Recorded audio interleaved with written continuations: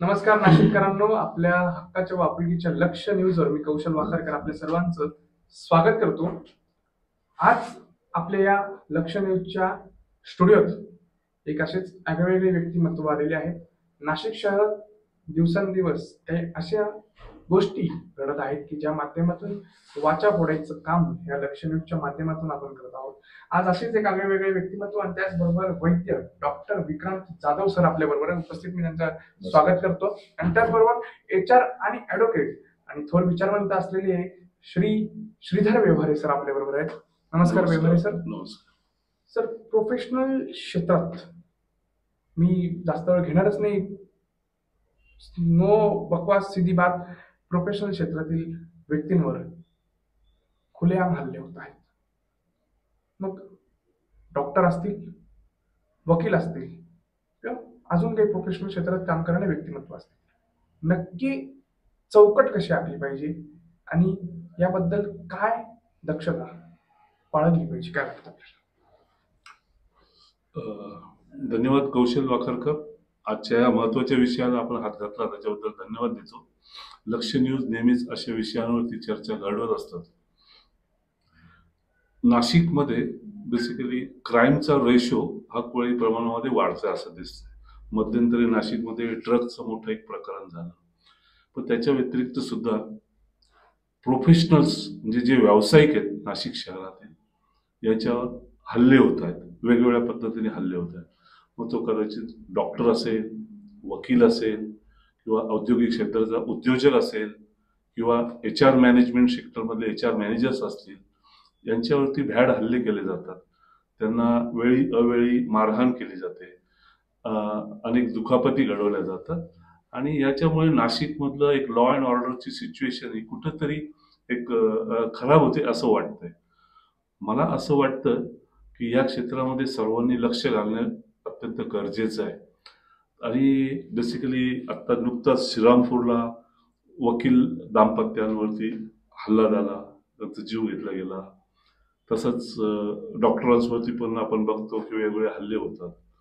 तर मला असं वाटतं डॉक्टरांचा याविषयी वैद्य विक्रांत जाधव चांगले बोलू शकतील. मी त्यांनाच विनंती करतो की आपण जरा मार्गदर्शन करावं.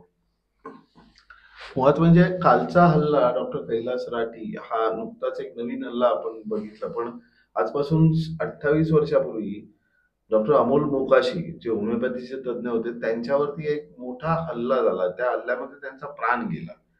त्यावेळेला नाशिक हादरलं होतं खरं, कारण त्यावेळेला रुग्णाने केलेला हल्ला होता. रुग्णाला जे काय असेल ते कदाचित बरं नाही वाटलं किंवा काय असं असेल ते, पण याच्यामध्ये आणि नंतर मध्ये मध्ये आपण बघतो की कोणाच्या तरी हॉस्पिटलवर झालेले हल्ले, म्हणजे त्याच्यामध्ये मोठे हॉस्पिटल्स पण आहेत. कोविडमध्ये हल्ले झाले काही, तर त्यावेळेला त्याच्यावरती निषेध केला गेला. पण या सगळ्या गोष्टीतून एक गोष्ट समोर येते की वैद्य, परिचारक, रुग्ण यांची काहीतरी चौकट कुठेतरी आहे. म्हणजे ती त्यांना मर्यादा कुठेतरी ठेवली पाहिजे. काय काय करायला पाहिजे, म्हणजे एक वैद्य किंवा डॉक्टर यांच्यामध्ये ज्याला आपण प्रोफेशनल इथिक्स म्हणतो ते पाहिले गेले पाहिजे.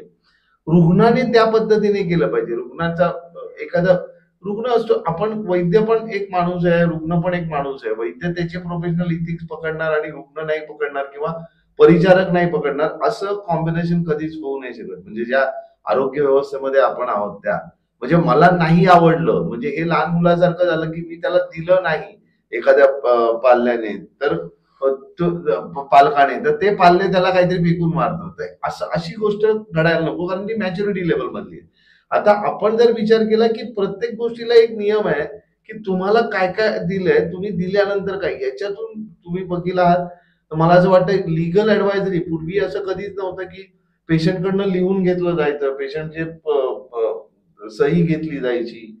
ऑपरेशनच्या वेळेचं ठीक होतं, पण त्याच्या पूर्वी सुद्धा पेशंट, आज विविध ठिकाणी पेशंटची सही घेतली जाते, कारण हा प्रकार तसा घडला म्हणून. कारण डॉक्टरांना खूप फेस करावं लागलं. काय काय डॉक्टरांना की बाबा पेशंट म्हणतात की तुम्ही असं आम्हाला सांगितलंच नाही. आता डॉक्टरांच्या मला असं वाटतं जेवढं हातात असतं तेवढं डॉक्टर करतो, त्याच्या पलीकडे करत नाही. दुसरी गोष्ट, नेहमी डॉक्टर, आता डॉक्टर डॉक्टर हे एक व्यक्तिमत्व असे की डॉक्टर की बरोबर ते असंख्य व्यवसायामध्ये जडलेले. म्हणजे काही लोकांचे मेडिकल स्टोर्स आहेत, काही लोकांचे आहे, कुठे इन्व्हेस्टमेंट्स असतात. आता हे जे आहेत हे वैयक्तिक विषय आहेत त्यांचे. आणि मला असं वाटतं वैयक्तिक आयुष्याचा संबंध त्यांच्या त्यांच्या मूळच्या ठिकाणी म्हणजे त्यांच्या ऑफिसच्या ठिकाणी किंवा त्यांचं जे मंदिर आहे चिकित्सा मंदिर त्या ठिकाणी यायला नको असं मला वैयक्तिक वाटतं. कारण ती चौकट आपल्याला मांडली पाहिजे. दुसरी गोष्ट, एखादी गोष्ट घडली नाही म्हणून त्याला मारणं म्हणजे हा क्रिमिनल माइंडच झालंय की बाबा नाही मला नाही मिळालं म्हणून मारणं. म्हणजे शेवटी असं आहे की आपण म्हणतो ना भिकारी पूर्वी लांब होते, त्याच्यानंतर ते सिग्नलच्या जवळ आले, त्याच्यानंतर ते आपल्या गाडीपर्यंत आले कधीच कळलं नाही. आणि आता ते गाडीच्या आतमध्ये बघतात की ते काही नाही देत असेल तर ते बघतात की पाण्याची बाटली आहे का पाण्याची. म्हणजे थोडक्यात काय की ही जी परिसीमा कुठेतरी ओलांडायला व्यक्ती जाते तर ही व्हायला नको. आणि ही परिसीमा ओलांडली नाही तर ते होईल. कारण हे कशासाठी म्हणजे आता आपल्याला ताबडतोब काहीतरी लवकर मिळावं, फास्ट ऍक्शन मिळावी म्हणून हा केलेला प्रयत्न आहे. तर ह्या डॉक्टरांच्या किंवा व्यावसायिकांचे जे हल्ले आहेत ते हल्ले काही डॉक्टर्स काही व्यावसायिक कदाचित कुठेतरी काहीतरी चुकीचं वागत असतील, पण त्याच्यामुळे संबंध फ्रॅटर्निटीला व्हायला नको किंवा संबंध ते वागतायत म्हणून सगळ्या रुग्णांनी किंवा डॉक्टरशी संबंधित असलेल्यांनी तसं वागणं हे कुठच्याही चौकटीत बसणारं नाहीये. म्हणजे डॉक्टर साहेब, मला प्रकर्षाने काही गोष्टी ऑब्झर्व झाल्या आणि जाणवल्या त्यांनी सांगलं की डॉक्टरचं मेन काम आहे की त्यांनी डॉक्टरकी करावी, पेशंट सांभाळावे, त्याची तब्येत चांगली करावी. वकिलांनी आपला ज्युरिस्डिक्शन त्यांनी जी पाहतोय ती. पण असं आढळतं की हे व्यावसायिक जे आहेत आपला मेन फोकस असलेला धंदा सोडून इतर ठिकाणी डायव्हर्सिफाय झालेले आहेत. जसे की मी आता एका गोष्टी एक केस बघताना की डॉक्टर व्याजाचा धंदा करतात, त्याच्यानंतर काही डॉक्टर प्लॉट्सचे जागेचे व्यवहार करतात. त्यामुळे अनेक म्हणजे मेन तुमचा बिझनेस बाजूला राहतो आणि इतर क्षेत्रामध्ये वळल्यामुळे अनेक गोष्टी त्यांनी इन्व्हाइट करून घेतल्या जेणेकरून वेगवेगळे प्रॉब्लेम सोशल क्राईम्स निर्माण होत आहेत.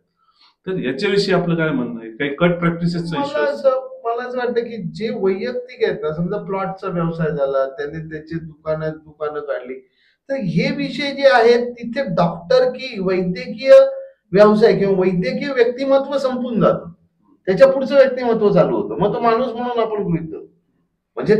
म्हणजे एखाद्या मला असं वाटतं की एखाद्याचं वाद कुठच्याही दुसऱ्या कारणाने झालेला असेल आणि तो वैद्यकीय विषयाशी संबंधित नसेल तर तो आपण वैद्यकीय चौकटीत न घेतलेला बरा असं मला वाटतं.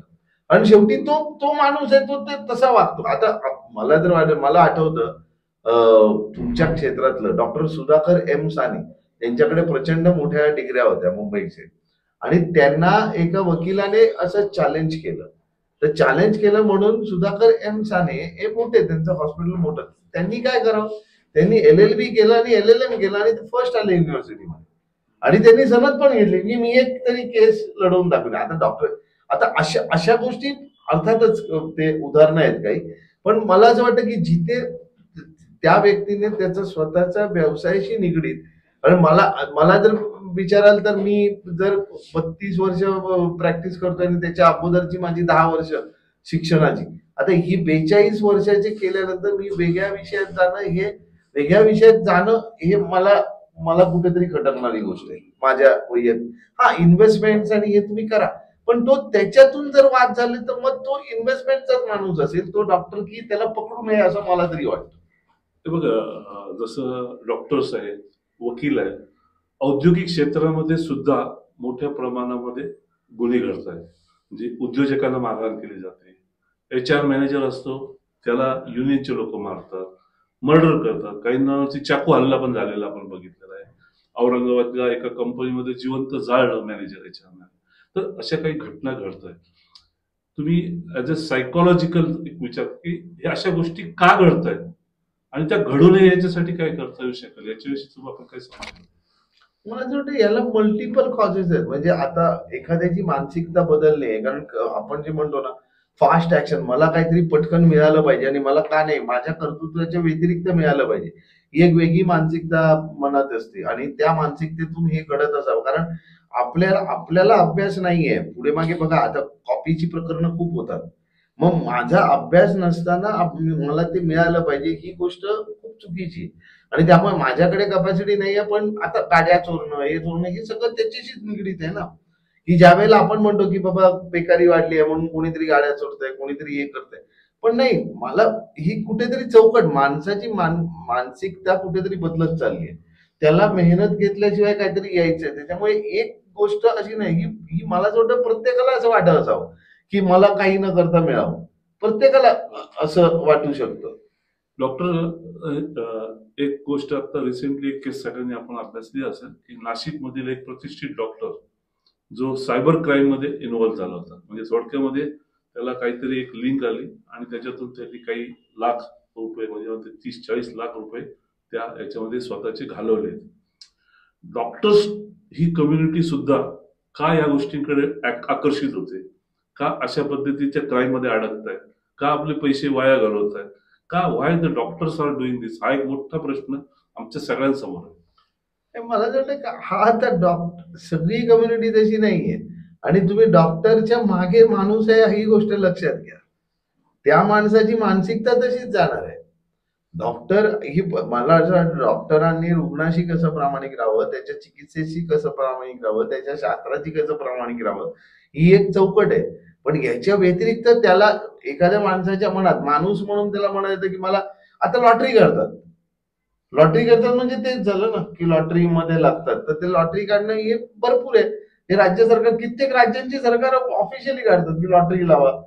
म्हणजे लोकांना काय आकर्षण होतं की मला जर याच्यातून मिळालं तर काय, म्हणून मग त्याला असं वाटतं की मी याच्यातून आता डॉक्टर्सला जर तुम्ही एक उदाहरण दिलं तर मी म्हणतो की तो डॉक्टर म्हणेल की बाबा मला एक हॉस्पिटल छानसं बांधायचंय म्हणून मी त्याच्यातून पैसा येईल का केला, असं युक्तिवाद होऊ शकतो. पण व्यक्ती म्हणून एका डॉक्टरला एक माणूस म्हणून बघावं, आणि वैद्यकीय व्यवसाय करताना वैद्यकीय शास्त्र, तो व्यवसाय, रुग्ण यांच्याशी त्याने प्रामाणिक राहणं ही पहिली गोष्ट. यांच्याशी त्यांनी प्रामाणिक राहावं. एरवी माणूस म्हणून करताना मग बघा, माणूस म्हणून म्हणताना तुम्ही दोन विभाग एका माणसामध्ये दडलेले आहे, तो हापणा. म्हणजे आता कित्येक आपण क्रिमिनल्स बघतो, क्रिमिनल्सशी वैयक्तिक बोलायला गेलं तर ते खूप प्रेमळ असतात, पण ते क्रिमिनल्स असतात. म्हणजे ती मुवमेंट, म्हणजे त्यांनी क्राईम का केला तर त्याच्यावरती एरवी ते प्रेमळ असतात. म्हणजे कित्येक वेळेला पोलिसांचं सुद्धा कन्फ्युजन होतं की अरे हा इतका चांगला बोलतो आणि हे, मग या दोन याच्यामध्ये खूप तफावत आहे. पण आणि परंतु पुन्हा एकदा प्रत्येक व्यवसायाची चौकट समजून घेण्यासाठी प्रत्येकाने प्रयत्न करायला हवा. ही याच्यातली बोध हा आहे. आणि तो जरी माणूस असला तरी त्या माणसावरती ज्या वेळेला वैद्य, डॉक्टर, वकील, उद्योजक हे जेव्हा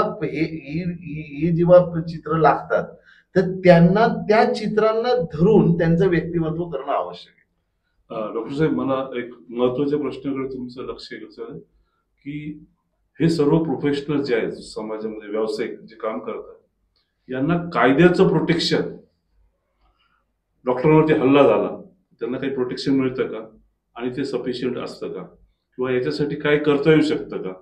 असे काही गोष्टी आहेत की ज्याच्यामुळे अनेक व्यावसायिकांचे व्यवसाय पण धोक्यात आले, त्यांचं पर्सनल लाईफही धोक्यात आलेलं आहे. तर कायदेशीर प्रक्रियेमध्ये काही अडथळे आहेत का की जेणेकरून प्रोफेशनल्स आपला व्यवसाय करण्यास मागे पुढे बघतात किंवा घाबरतात? ऑपरेशन करणारा डॉक्टर जर घाबरायला लागला तर त्यांनी काम कसं करायचं, याच्याविषयी तुमचं काय म्हणणं? मला असं वाटतं की आता जो मेडिकलचा कायदा आहे ना तो खूप चांगला आहे. म्हणजे आता डॉक्टरचं प्रोटेक्शन सुद्धा जे काय आहे लिगल प्रोटेक्शन, म्हणजे आपण व्यक्तीकडून लिहून घेतो वगैरे वगैरे, परमिशन घेतो, त्याच्या हे जे आहेत हे लिगली मला असं वाटतं माझ्या दृष्टीने ते स्ट्रॉंग आहे सध्या तरी. म्हणजे त्या बाजूने म्हणजे ते आणखी स्ट्रॉंग असणं, आणखी त्याला स्ट्रॉंग केलं तर असं दुबळेपणा दुसऱ्याला पण यायला नको, असं पण आहे. कोणी त्याचं कसं होतं, असं बऱ्याच वेळेला आपल्याला लक्षात येतं की खूपशे लोक चांगले असतात, त्यांचा काय प्रॉब्लेम येत नाही, पण एक माणूस त्या गोष्टीचा फायदा घेतो. मला जेवढं आपल्याकडे लॉ हा तोडण्यासाठी पहिल्यांदा निर्माण होतो आणि नंतर मग पुढच्या गोष्टी, तर त्याचं व्हायला नको असं मला वाटतं. म्हणजे प्रोटेक्शन त्या हे टीमवर्क आहे, हे चौकट आहे की डॉक्टर, रुग्ण आणि त्याचा व्यवसाय याच्यामधली चौकट मांडणं खूप आवश्यक आहे. की ही चौकट प्रत्येकाने प्रत्येकाच्या व्यवसायाशी निगडीत असलेली तत्व ती बाळगून पुढे चालणं हे याच्यातलं मला वाटतं सगळ्यात चांगलं उत्तर आहे. डॉक्टर साहेब धन्यवाद. मला असं वाटतं की जे विविध व्यावसायिक आहेत, म्हणजे तो उद्योजक असेल किंवा तो HR मॅनेजमेंट करणारा असेल, वकील असेल किंवा डॉक्टर असेल किंवा इतर व्यावसायिक पण आहेत, प्रत्येकाचे व्यवसाय या कारणास्तव धोक्यात येतात आणि त्यांच्या लाईफला काहीतरी घडतं. हे घडू नये याच्यासाठी आजचं हे आपण डिबेट आपण हे ठेवलेलं होतं. परंतु प्रत्येकाने, समाजातील प्रत्येकाने एक भान लक्षात घ्यावं की व्यावसायिक हे आपल्यासाठी मदत करणारा असतो. डॉक्टर कोणाचा तरी जीव वाचवत असतो, वकील चुकीच्या गुन्ह्यामध्ये जर असेल तर त्याला वाचवायचा प्रयत्न करतो, उद्योजक रोजगार देतो. अशा पद्धतीने काम करणारी ही जी सगळी मंडळी आहेत, यांना आता मनामध्ये एक भीती बसलेली आहे की मी माझं काम करू का नको, मी माझा व्यवसाय करू का नको, मी माझी नोकरी करू का नको. तर अशा प्रत्येकामध्ये संभ्रमावस्थेत आहेत आणि अशा ज्या गोष्टी घडतायत याला कुठेतरी खीळ बसली पाहिजे आणि याचे अनेक प्रश्न हे समाजापुढे गेले पाहिजेत असं आमचं मत आहे. आम्ही व्यावसायिक आहोत, प्रत्येकाच्या मनात एक भीती आहे की ह्या गोष्टी घडूच नये, पण घडू नये याच्यावरती स्वतःचं पण आत्मपरीक्षण करणं तेवढंच गरजेचं आहे की मी हे करतोय ते बरोबर करतोय का, समाजाच्या हिताचं आहे का, माझ्या क्लायंटच्या हिताचं आहे का, माझ्या पेशंटच्या हिताचं आहे का, हे सुद्धा आपण बघणं तेवढंच गरजेचं आहे. मला असं वाटतं याच्यावरती मोठं चिंतन परत घडणं आवश्यक आहे आणि आपण याच्या बाबतीत डेफिनेटली आपण विचार करूया आणि सर्वांपर्यंत पण आपण हा विषय देऊया की प्रत्येकाने आत्मचिंतन करा, whether we are doing correct or wrong. प्रत्येकाला जो ज्या क्षेत्रामध्ये जो गेलेला आहे, प्रत्येकाला म्हणजे ज्या वेळेला शिवाजी महाराज होते किंवा आपण तत्व बघितली की एकाने एक काम केलं तर त्या कामाशी त्याने प्रामाणिक राहावं, त्या कामाशी चौकट ठेवून असं प्रत्येकाने ठेवलं तर मला असं वाटतं चांगलं होईल. त्याच्यामध्ये क्रिमिनलायझेशन होऊ शकतं, कुठेतरी काहीतरी होऊ शकतं, पण जर ठेवलं तर मला असं वाटतं की त्याचं खूपच चांगलं पडसाद मिळेल. म्हणजे आजच्या याचं आणखी चिंतन होणं गरजेचं आहे, पण त्या चिंतनामध्ये वाद न होता कुठेतरी दिशा मिळणं हेच त्याच्यामधलं मोठं ध्येय असावं. Thank you doctor, very nice. म्हणजे खूप चांगलं एक आपले विचार सगळे मांडले. सगळ्या व्यावसायिकांच्या वतीने आम्ही समाजासमोर खरे प्रश्न पण आपल्या समोर आणले, पण याच्यावर अनेक चिंतन आणि बैठका होणं गरजेचं आहे. सर्वांनी विचार करावा अशी सर्वांना नम्र विनंती. धन्यवाद. थँक्यू.